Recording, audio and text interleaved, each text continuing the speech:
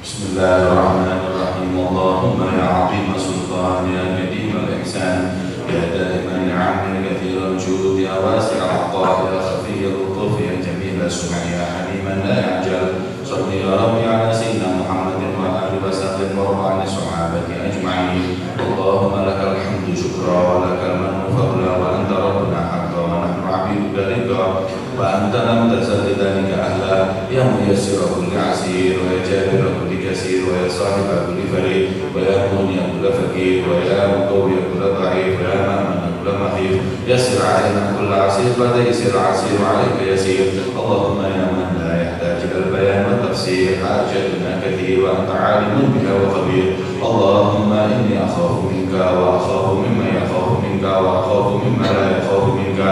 Allahumma bihaqqi ma yakhafu minka najjina mimma la yakhafu minka. Allahumma bihaqqi sayyidina Muhammadin wa husna bi'ainika alladhi la tanam wa kunufna bika nabika alladhi la yura warhamna bi qudratika 'alaina wa la nahliku anta taqaduna wa raja'una.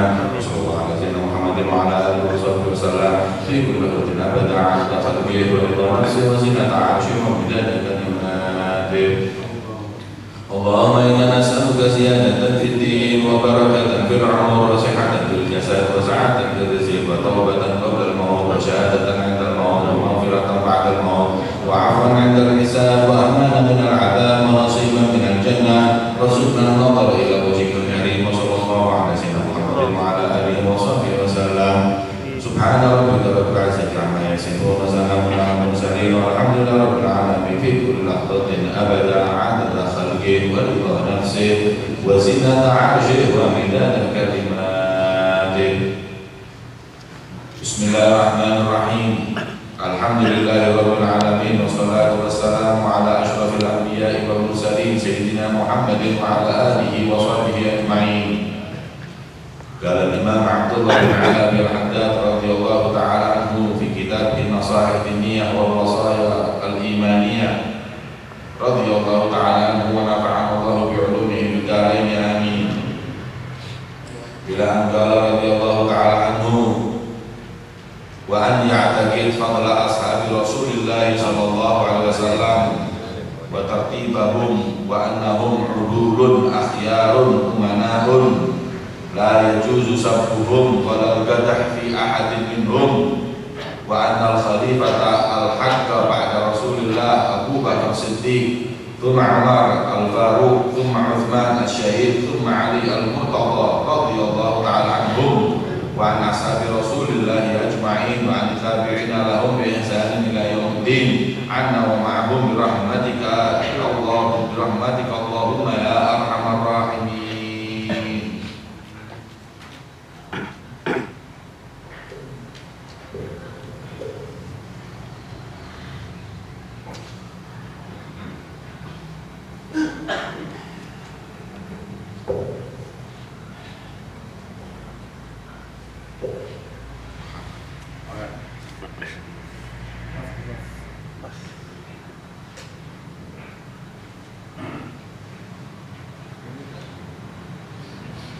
Bismillahirrahmanirrahim.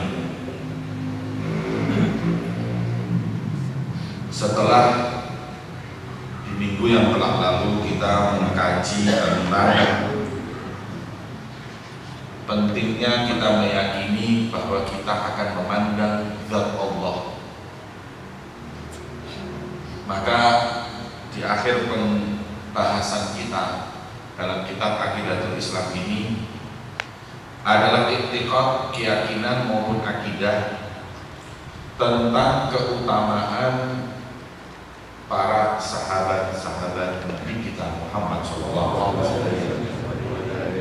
Begitu banyak di Al-Quran ujian untuk para muhajirin, para ansor, para sahabat yang dibaiat, baik di Bai'atul Aqabah atau tahta syajarah dan lain-lainnya, maupun para sahabat yang ikut andil berperang dalam peperangan Badar, Uhud dan lain-lain daripada ghazawat yang dihadiri sendiri oleh Rasulullah SAW. Maka itu keutamaan sahabat tidak bisa dipungkiri. Muhammadur Rasulullah walladzina ma'ahu asyidda'u 'alal kuffar rahama'u bainahum, di mana ahli tafsir mengatakan bahwa yang dimaksud adalah mereka para sahabat-sahabat Nabi Muhammad SAW. Tarahum ruk'an sujada yabtaguna fadlan min Allah wa ridwan.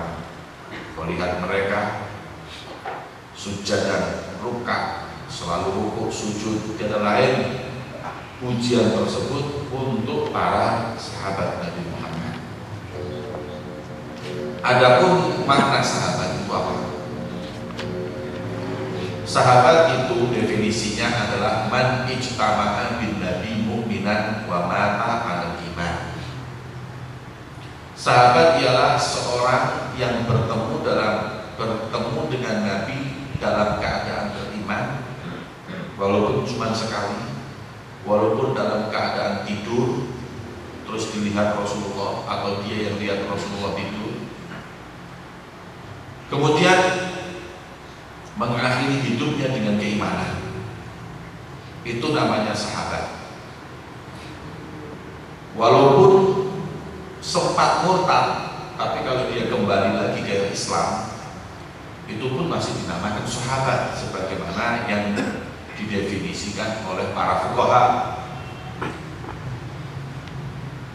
Maka siapapun ya, melihat Nabi walaupun sekali, itu namanya sahabat apabila dia melihat dalam keadaan beriman dan meninggal dalam keadaan beriman. Dan yang melihat sahabat itu dinamakan tabi'in, tapi gak bisa dengan sekali, harus dengan mujalasah, duduk ngaji bareng baru namanya tabi'in. Ini tiada lain kuwah nur nubuwahnya Nabi Muhammad karena kekuatan cahaya kenabian Rasulullah. Kalau orang lihat Nabi sekali sudah sahabat, tapi kalau orang yang lihat sahabat belum tentu tabi'in, harus duduk banyak baru namanya tabi'in. Ini karena keistimewaan yang ada pada Rasulullah SAW. Kemudian makomnya sahabat adalah makom manusia termulia pada nubuwah. Habib Ali bin Muhammad Al-Habsyi dalam kitabnya, beliau mengutip perkataan Abdul Aziz Dabbagh yang mengatakan bahwa tidaklah seorang wali bin auliyaillah mencapai kedudukan yaqadhah bin Nabi kecuali telah melampaui berapa ratus ribu makom, dan makom setiap langkah itu berapa tahun. Kalau kita itu mau mujahadahnya ulang berapa ratus ribu makom, naik makom ini makom itu sampai ratusan ribu, baru sampai kedudukan yang mau benar. Jadi yo mbok moco, nek wong sing ngaku-ngaku ya gogo mbek Nabi itu mbok moco. Nggih, jangan mudah-mudahan ngomong anak tadi malam ya Allah dengan Rasulullah. Kan ketemu Pak Bambang ketemu Rasulullah sampai. Ono maneh sing ketemu aku mau bengi turu tadi ketemu Sayyidah Fatimah. Kan ketemu Kak Gamar ketemu Fatimah. Ini ki gila, terlalu kadang-kadang gila-gilaan. Tidak mudah makom ketemu Nabi ini, tidak mudah. Ya gober ini kata Ibn Habsyi ratusan ribu makom. Nah, keutamaan yang diberikan oleh para sahabat Nabi mulai dari lahir sudah langsung mendapatkan makom itu.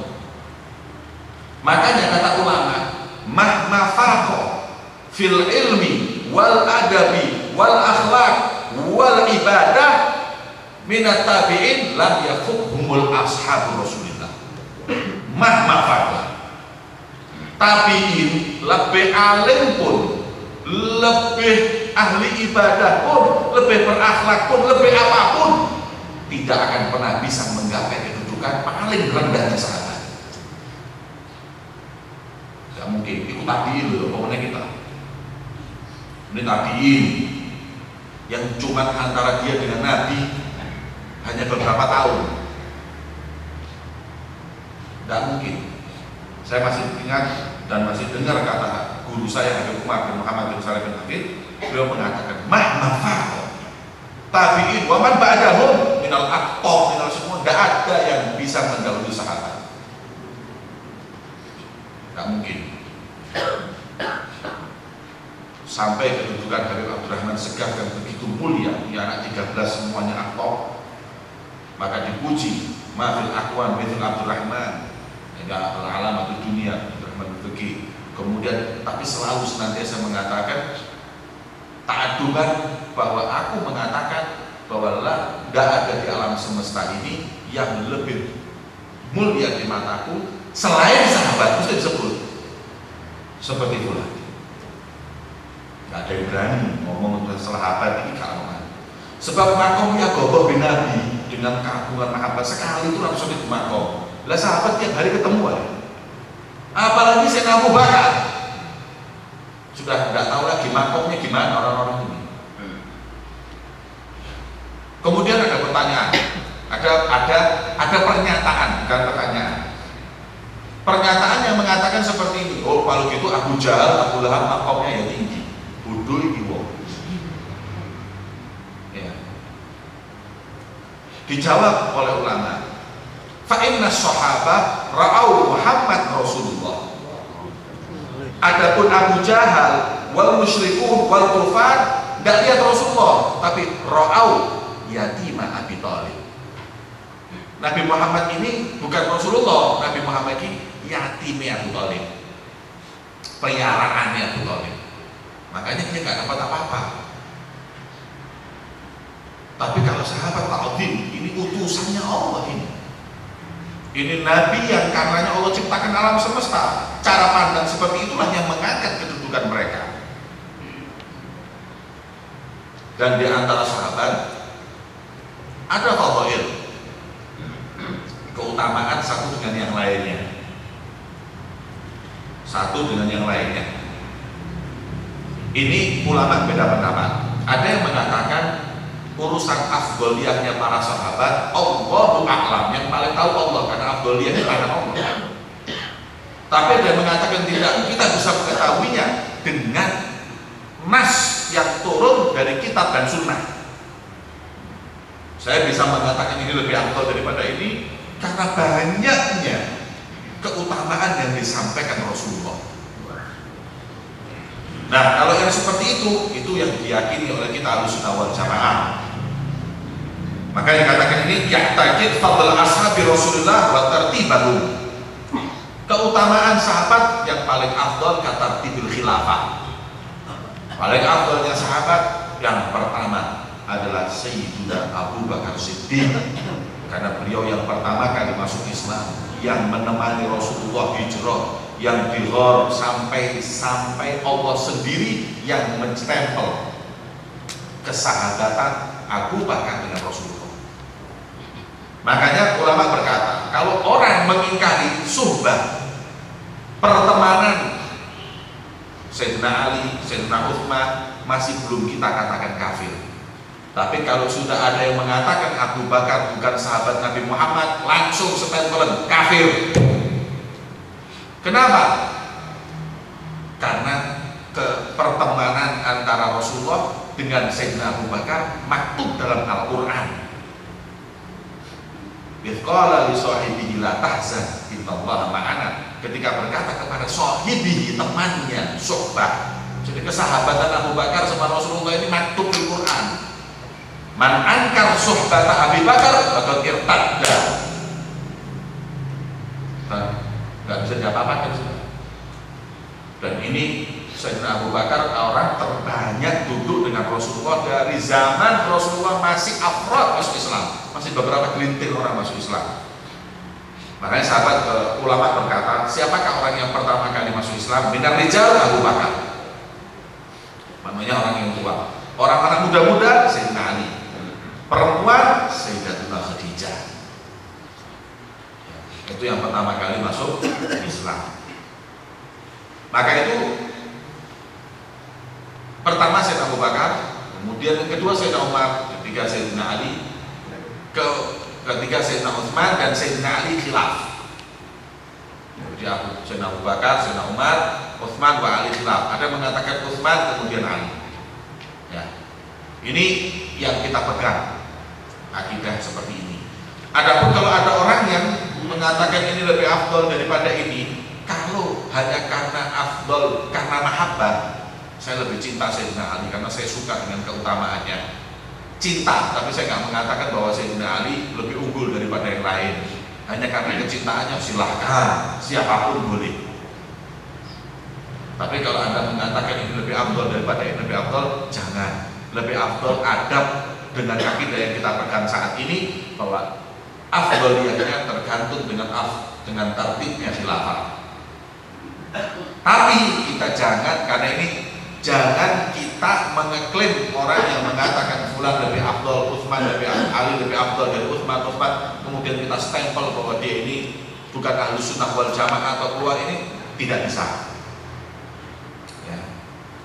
Semestinya yang dikhawatirkan ialah kalau orang itu nggak ngerti dalil, ketika mengutamakan satu sahabat menjatuhkan yang lain, ini yang repot. Ini yang bahaya. Ini yang bahaya. Sayyidina Ali lebih afdol buat saya, nggak bisa saya kafirkan orang itu. Tapi kalau ngomong Sayyidina Ali lebih afdol, nah Abu Bakar itu khianat setelah Rasulullah. Saya sekarang bisa ngomong, sampean kafir, murtad. Dengan pemahaman seperti itu, sampean murtad. Karena ini sudah Sayyidina Abu Bakar sampai naik. Ya. Adapun kalau ya mengkritik sah kesuhbahan yang lain, masih kita katakan fasik. Tapi kalau Sayyidina Abu Bakar nggak bisa. Nas yang mengatakan bahwa dia adalah sahib dihor, yaitu pertemanan yang distempel dalam Al-Quran. Kemudian wa annahum udul, sahabat sebagaimana definisi yang saya sampaikan tadi, semuanya adil. Maknanya semuanya adil, bisa diterima riwayatnya. Tidak ada satu sahabat pun yang ditolak riwayatnya. Makanya kalau kita belajar mustalah hadis, kalau nanti ada hadis yang namanya mubham, hadis mubham itu di sanadnya ada satu yang tidak tahu siapa namanya. Itu kata ulama, lihat mubhamnya di mana. Kalau di tabi'in dhaif, tabi'in dhaif. Kalau mubham atau sanadnya nggak tahu namanya, di sahabat sahih. Loh, sahabat mana dulu? Karena semua sahabat udul sahih. Sudah nggak usah dibela-bela apa, dipilah-pilah. Sahabat udul. Nah, ini jelas pasti madrasahnya Rasulullah kok masuk ada yang nggak lulus. Berarti kalah sampai sekolah sini disebutkan di jalan-jalan. Ditulis di sini. Sekolah kami 100% tahun ini lulus. Rasulullah mau lulus gitu nggak berani karena ada sahabatnya nggak lulus. Kalau gitu lebih bagus sekolahnya itu daripada sekolahnya Rasulullah. Di jalan-jalan kan dibanggakan, sekolah kami tahun ajaran kemarin alhamdulillah 100% lulus. Nah, Rasulullah coba berani nggak ngomong itu, sahabat kami 100 tawani. Kenapa? Sebab ada golongan yang mereka disebut golongan Rafidhah mengatakan bahwa sahabat Nabi itu nggak semuanya baik. Ada yang khianat, ada yang mereka itu mengingkari Rasulullah, ada yang jadi macam-macam guys. Ada yang dikafirkan, ada yang dimurtadkan dan macam-macam. Berarti kan intinya Rasulullah madrasahnya nggak 100% lulus. Yang pintaran sekolahan itu daripada Rasulullah. Maka itu nggak bisa diterima. Semua sahabat Nabi udul, yaitu mereka adil. Nah, kalau mau diprepeli, tapi sahabat yang pernah gini, sampai ada peperangan sampai gini loh ini. Wa ma jara bainas sahabi nasbutu anhu wa ajru ijtihad itu. Apapun yang terjadi di antara sahabat itu kita diam. Ojo melok-melok kon. Abah bi umi tukaran. Ojo terus kok melok-melok teko abah iki. dikaplok sandal bapakmu. Gak pantas diem duduk rapi. Ini apa dulu disebutkan? Sahabat Nabi berantem, mereka orang-orang besar. Mereka adalah keluaran lulusan daripada sekolahannya Rasulullah. Jadi kita diam, jangan kritik. Kalau kita mau membaca, mempelajari boleh, tapi dengan hati yang bersih. Jangan main tuduh sana, main tuduh sini, kita nggak tahu. Apalagi yang namanya sejarah. Sejarah ini ada yang bisa dibuat. Sejarah itu nggak semuanya benar.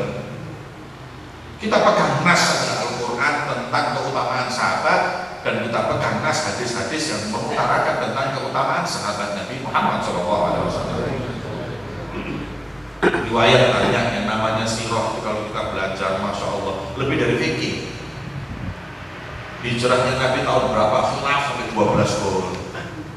Banyak khilaf pendapat, jadi nggak bisa dipastikan. Maka dikatakan di sini, mereka unggul, akhyar, mereka baik-baik. Nggak ada sahabat-sahabat Nabi yang ahli maksiat, nggak ada. Mereka baik semuanya. Umana, nggak ada yang ahli khianat, semuanya amin. Makanya la yajuzu sabbuhum, tidak diperbolehkan mencaci mereka. Ini sudah bagaimana Rasulullah sudah memprediksi akan datang nanti zaman di mana mereka adalah orang-orang yang akan mencaci. Allah fi ashabi, kata Rasulullah, hati lo sahabat, hati-hati. Ojo digawe bahan cemoohan setelah aku nanti meninggal. Rasulullah sudah tahu ini kejadian yang akan terjadi. Tapi kalian yang adab sama sahabat-sahabat Nabi Muhammad. Maka itu kadang kita ini heran sama aliran Rafidhah. Kalau sekarang aliran Rafidhah ini mungkin aliran yang banyak condong kepada Rafidhah, aliran Syiah. Dari beberapa puluh macam Syiah, itu yang sedikit lumayan agak mu'tadil itu Syiah Zaidiyah. Di mana Zaidiyah itu mengatakan khalifah yang paling utama adalah Sayyidina Ali. Akan tetapi bukan berarti Abu Bakar Umar adalah kafir. Jadi dia masih menghargai sahabat. Karena saya bertemu dengan ulama Zaidiyah. Jadi mereka sama sahabat Nabi masih menghargai. Jadi aliran Zaidiyah ini agak sedikit condong ke Ahlussunnah. Tapi kalau yang lainnya Ismailiyah ataupun aliran-aliran Syiah seperti Ithna Asyariyah, Ja'fariyah, mereka jelas-jelasan dalam hal ini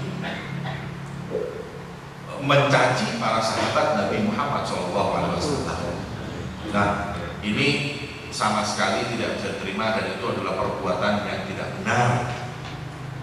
Semoga Allah memberi hidayah mereka. Amin. Walal qadah fi ahadin minhum, tidak boleh kita itu mencacat seorang daripada mereka.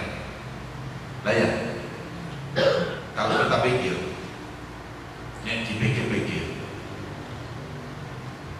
kalau orang Yahudi ditanya tentang sahabatnya Musa, jawabannya pasti adalah mereka orang-orang yang baik.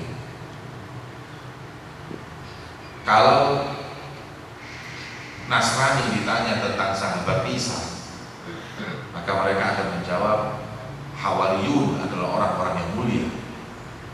Hawariyun itu sahabatnya Isa.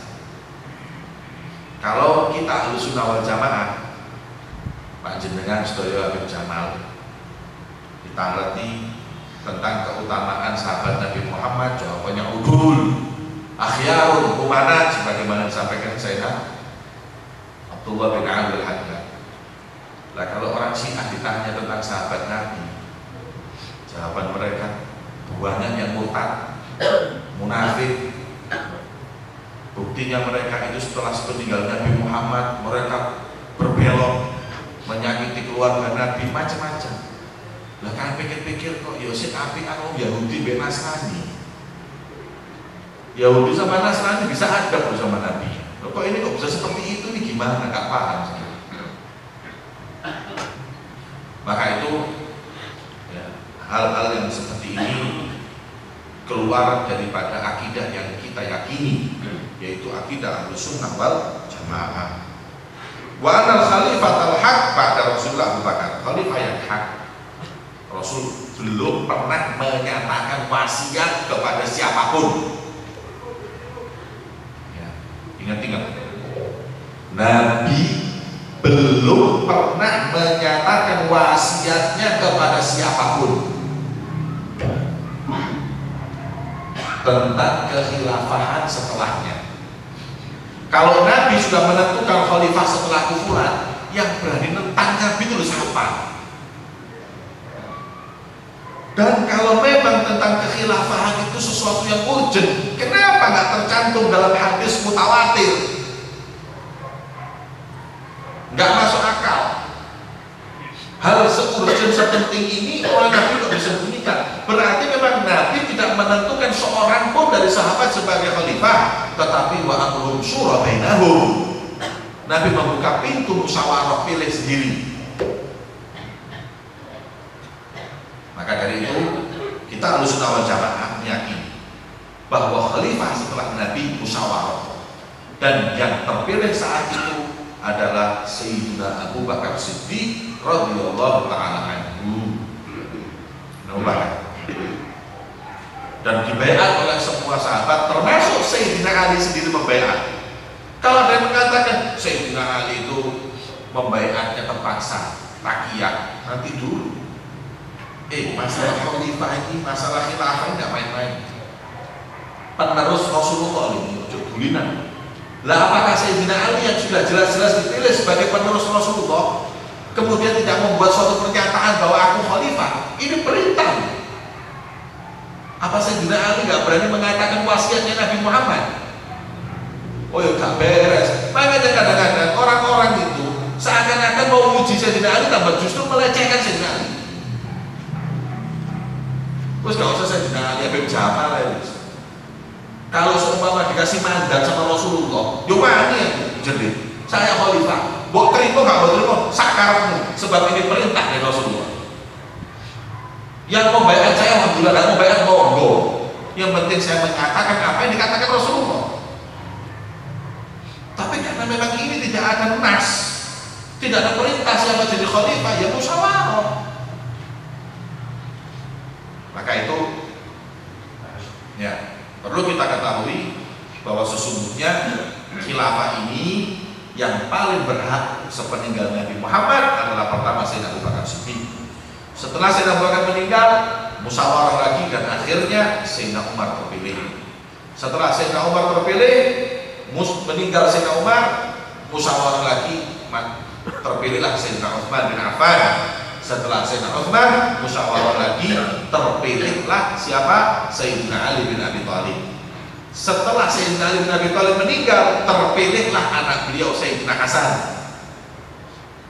Setelah 2 tahun Sayyidina Hasan dilepaskan khilafah.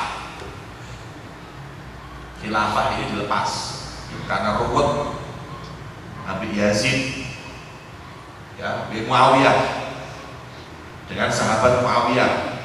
Kenapa sahabat Muawiyah itu? Muawiyah ingin dipanasi.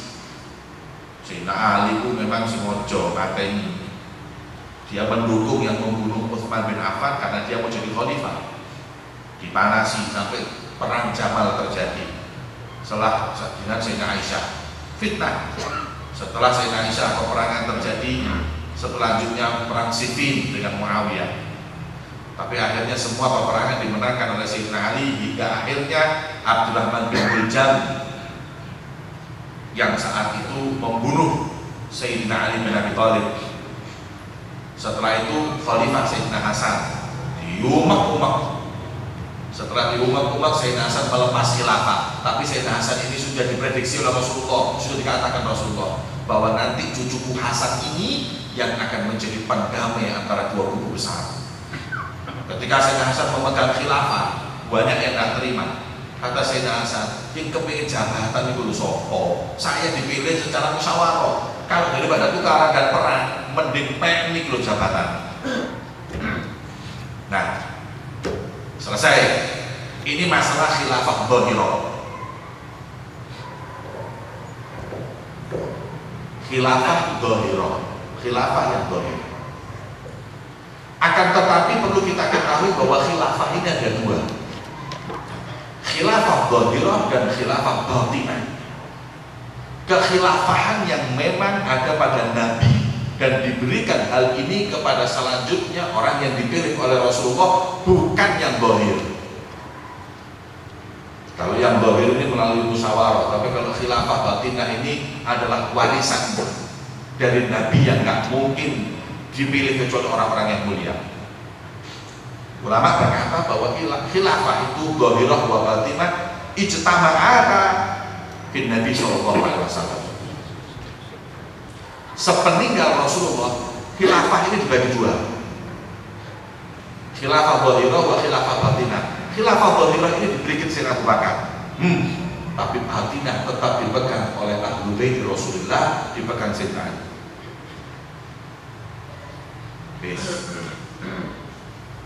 Sayyidina Abu Bakar megang khalifah yang dhahir jabatan, tapi tetap apapun yang terjadi kembalinya ke Sayyidina Ali, karena beliau memegang khilafah batinahnya yang dari Rasulullah. Khilafah dhahirah itu berpindah ke Sayyidina Abu Bakar, Sayyidina Umar, kemudian Sayyidina Utsman, dan bersatu kembali di Sayyidina Ali bin Abi Thalib. Abah bin Ali megang dua khilafah seperti Rasulullah. Jabatan dhahir, jabatan batin. Jabatan batin ini kayak kutbiyah, siddiqiyatul kubra, kayak yang dipegang oleh Abu Bakar. Ini kan khilafah batinah semua ini, sampai dipegangkan oleh Sayyidina Hasan. Karena Hasan juga gitu. Ketika di zaman Sayyidina Hasan tahu dua khilafah yang dipegang ini yang lebih berat, yang lebih sempurna adalah khilafah batinah. Makanya ketika naza'ahu fil khilafah, pengen itu khilafah batinah. Orang khilafah batinah ada pada saya. Kemudian khilafah itu berpindah kepada Sayyidina Husain, berpindah kepada Sayyidina Ali Zainal Abidin, berpindah kepada Sayyidina, terus dalam ada riwayat yang mengatakan pernah bersatu kembali di zaman Umar bin Abdul Aziz. Selama 2 tahun 2 khilafah itu dipegang. Ada riwayat.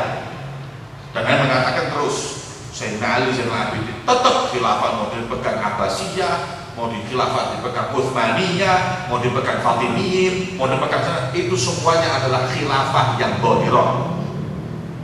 Adapun khilafah batinah tidak lepas dari anak cucu Rasulullah. Sayyidina Ali Zainal Abidin diberikan kepada Sayyidina Ja'far, diberikan Sayyidina Muhammad al-Baqir, Sayyidina Ja'far Shadiq, diberikan kepada Sayyidina Ali Uraid, Musal Qadim, diberikan terus sampai Sayyidina Muhajir Allah, dipegangkan sampai Sayyidina Badil Muqaddam, dipegangkan terus dan Habib Abdurrahman Segaf dan anaknya Habib Bakar Sakron, terus khilafah itu dipegang, terus khilafah dhahirah dipegang sampai dipegang oleh para salaf-salaf kita dahulu sampai sekarang. Khilafah yang batinah itu beberapa saat yang lalu lah yang dipegang Habib Abdul Qadir bin Ahmad Segaf, tidak lepas. Adapun khilafah yang dhahir ini waktu itu tukaran-tukaran, Yazid juga bisa pegang. Apa kebanggaan? Kebanggaan khalifah ini apa? Kalau khalifah itu suatu kebanggaan, Yazid itu yang sudah jelas-jelas fasik bisa memegang khilafah. Masa warisan Nabi ini sesuatu hal yang begitu mudahnya dipegang oleh orang fasik. Tapi kalau khilafah batinah, maaf, ini orang khusus yang memegang tongkat estafet perjuangan risalah nubuwah Nabi Muhammad SAW. Maka daripada itu tetap ya, mawarithuhum fina wa fina ulumuhum wa asraruhum, kata Imam Abdullah bin Aradat, mawarithuhum fina, warisan-warisan Nabi ada pada Ahlul Bait Rasulullah, wa ulumuhum wa asraruhum. Ya, nggak bisa dipungkiri bahwa khilafah yang batinah itu tetap berjalan ada pada anak cucu beliau Nabi Muhammad SAW. Kemudian Sayyidina Umar Al-Faruq, khalifah kedua, kemudian Sayyidina Utsman Syahid, hingga terakhir diberikan oleh Sayyidina Ali Al-Murtada, dan kemudian Sayyidina Hasan bin Ali pas 30 tahun sebagaimana dikatakan oleh Rasulullah bahwa khilafah min ba'di 30 sanah, Wa ma ba'daha, dan setelahnya adalah sultan atau malikun abuda, malikan abuda, raja-raja yang keras. Pas betul. Kemudian itulah mereka para sahabat ya Nabi Muhammad SAW. Wa ashabuhu hurul kirami a'immatun, kata Imam Abu Bakar. Laqad ahsanu fi hamli kulli amanati. Dan mereka sahabat Nabi itu adalah orang-orang yang mulia, dan mereka telah sempurna membawa amanat agama ini. Kalau tidak lewat sahabat, nggak mungkin sampai agama ini di tengah-tengah kita. Nggak menyebar Islam ke seluruh penjuru dunia, kalau bukan karena sahabat Rasulullah. Maka nggak bisa dipungkiri tentang keutamaan mereka. Mungkin sebelum saya tutup, ada yang mau dipertanyakan tentang makna sahabat atau hal yang berkaitan dengan sahabat, monggo silakan.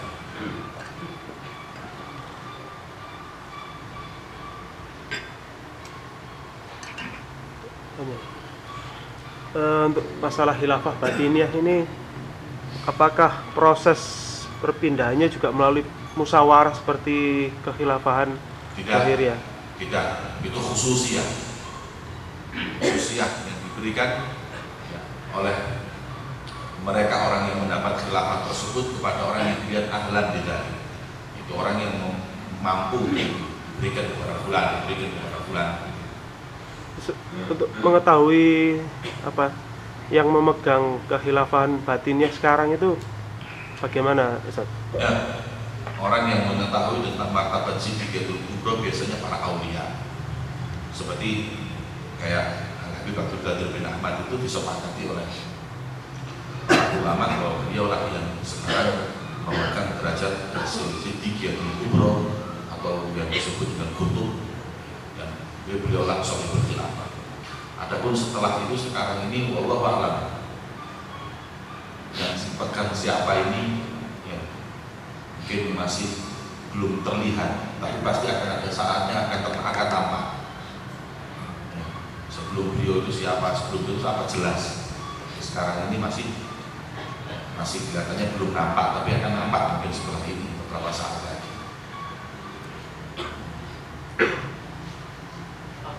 Bagaimana tidak ada hadis khawatir tentang khalifah yang zahir, khalifah yang batin ini ada nggak kira dalil yang mendukungnya? Ini adalah kalau khilafah hadis, kalau khilafah itu tidak ada juga hadis. Sekarang aja khilafah nggak ada. Khilafah ini batin, zahirah kan nggak ada. Siapa khalifah kita sekarang? Nggak ada. Siapa khalifah kita? Masih dicari sama Hizbut Tahrir, belum dapat. Ya. Khilafah itu sekarang mereka lagi junjung lagi kepingin zaman menjadi kekhilafahan kembali. Jadi kepemimpinan itu ada, sebagaimana khilafah dhahirah itu keberadaan yang ada, begitu pula batinah. Nah, khilafah batinah ini kalau nas yang mendukungnya saya kurang tahu. Tapi kalau perkataan ulama banyak. Coba saya mau mencari tentang nas hadis tentang khilafah batinah. Ini pernah dan sempat disampaikan di pertemuan ulama beberapa tahun yang lalu di Wisma DPR Jakarta. Dan ini juga banyak ulama yang sependapat dengan ini itu banyak. Bukan waktu yang saya dengar itu aja, itu banyak. Tapi kalau nas ini dalil dari mana, wallahu a'lam. Ada yang tanya lagi?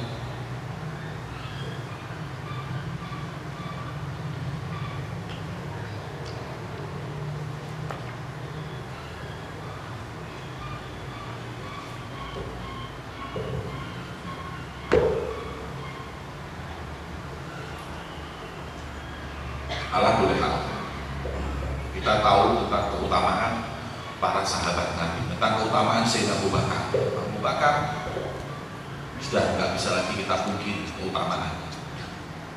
Beliau, sebagaimana saya sampaikan, murtad, orang yang meninggalkan pertemanannya dengan Nabi Muhammad. Sayyidina Umar, bagaimana kita nggak tahu tentang siapa, dan beliau Sayyidina Abu Bakar adalah mertua Rasulullah, mertuanya Rasulullah.